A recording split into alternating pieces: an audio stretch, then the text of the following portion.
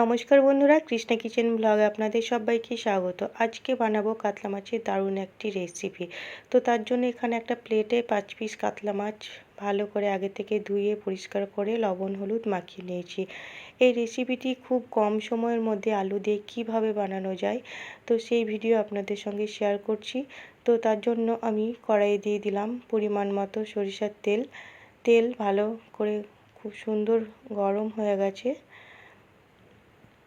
এবার ওই তেলে মাছগুলো আমি একটা একটা করে দিয়ে দিচ্ছি। আজকে এই রান্নাটা যেমনই সহজ করা, কিন্তু খেতেও দারুণ হয় আর খুব কম সময়ের মধ্যেই কিন্তু তৈরি করা যায়। তো কিছুক্ষণ পর মাছগুলো আমি উল্টে দিচ্ছি। এক সাইড খুব সুন্দর ভাজা হয়ে গেছে, দেখতেই পাচ্ছেন। অপর সাইড উল্টে দিলাম, আরও কিছুক্ষণ ভেজে নেব অপর সাইড।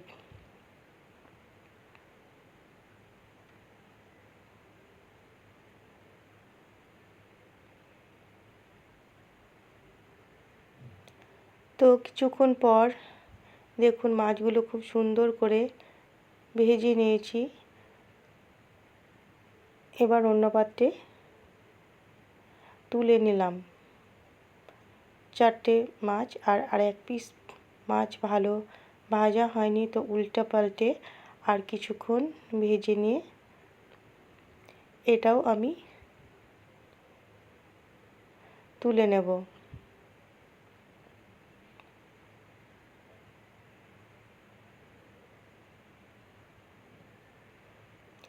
এখানে আমি এই রান্নাটা কাতলা মাছ দিয়ে করছি। আপনারা চাইলে যে কোনো মাছ এইভাবে রান্না করতে পারেন, সেটাও কিন্তু খেতে ভালো লাগবে। এবার ওই তেলের মধ্যে ফোড়নে একটা শুকনো লঙ্কা, একটা তেজপাতা আর হাফ চামচ গোটা জিরে ফোড়ন দিলাম। দিয়ে দিলাম আগে থেকে বেটে রাখা আদা, কাঁচা লঙ্কা আর ছোট সাইজের একটা টমেটোর পেস্ট।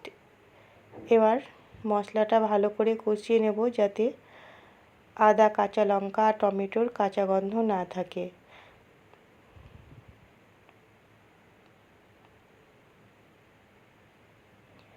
কিছুক্ষণ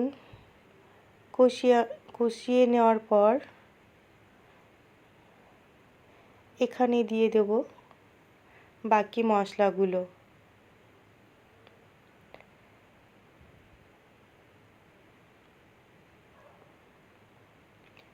তো এখানে আমি এক এক করে দিয়ে দিচ্ছি হলুদ গুঁড়ো হাফ চামচ, এখানে ছোট চামচ নিয়েছি, ছোট চামচের 1 চামচ কাশ্মীরি লঙ্কার গুঁড়ো, 1 চামচ ধনে গুঁড়ো আর হাফ চামচ জিরে গুঁড়ো,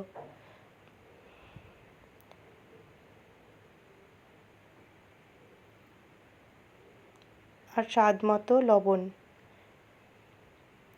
সমস্ত উপকরণ দেওয়ার পর আরও কিছুক্ষণ নেড়ে কষিয়ে নেব।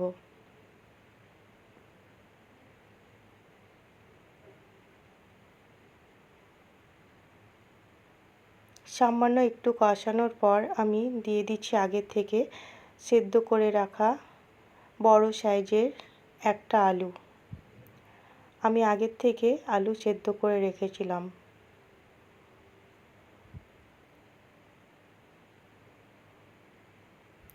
এবার মশলার সঙ্গে আলু কষিয়ে নেব ভালো করে।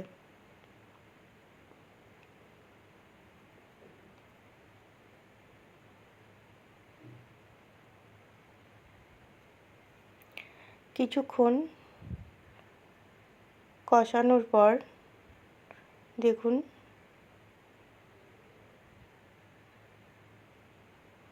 মশলাতে যে জলটা ছিল সেটা শুকিয়ে গেছে, দেখে বুঝতে পারছেন।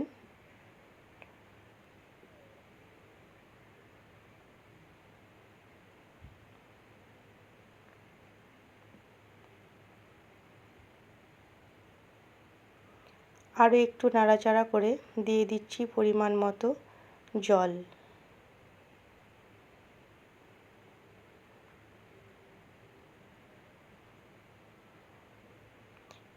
এবার ভালো করে ঝোল ফুটিয়ে নেব।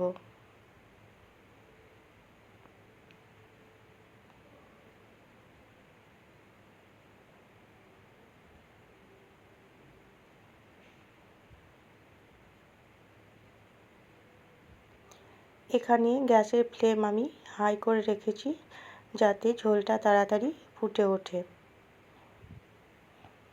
তো দেখুন ঝোল খুব সুন্দর ফুটে গেছে। দিয়ে দিলাম আগে থেকে ভেজে রাখা মাছগুলো। এবার একসঙ্গে আরও কিছুক্ষণ ফুটিয়ে নেব। আলু তো আগে থেকেই সেদ্ধ করে রেখেছি, তো রান্নাটা খুব সহজেই তৈরি হয়ে যাবে।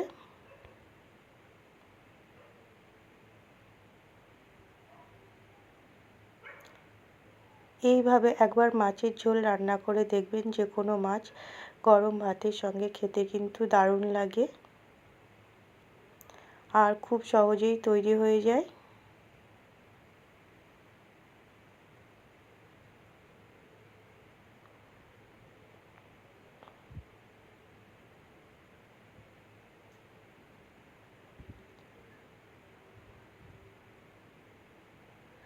তো ঝোল আলুর সঙ্গে মাছটা কিছুক্ষণ আমি খুব সুন্দর ভালো করে ফুটিয়ে নিচ্ছি। এর ফলে রান্নাটা খেতে দারুণ লাগবে।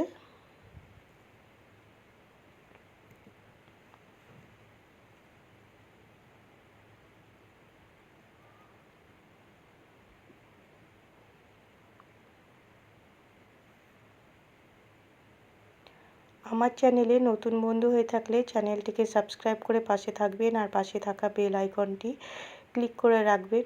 নতুন কোনো ভিডিও আপলোড করার সঙ্গে সঙ্গে নোটিফিকেশন পৌঁছে যাবে সবার আগে আপনাদের কাছে। তো টেস্টটাকে বাড়ানোর জন্য দিয়ে দিলাম কিছুটা পরিমাণ শাহি গরম মশলা সানরাইসের। তো গরম মশলা দেওয়ার পর কিছুক্ষণ আমি গ্যাস অফ করে রেখে দেব। তো গরম মশলা দিয়ে আমি নেড়ে দিলাম, এবার গ্যাস অফ করে রেখে দেব।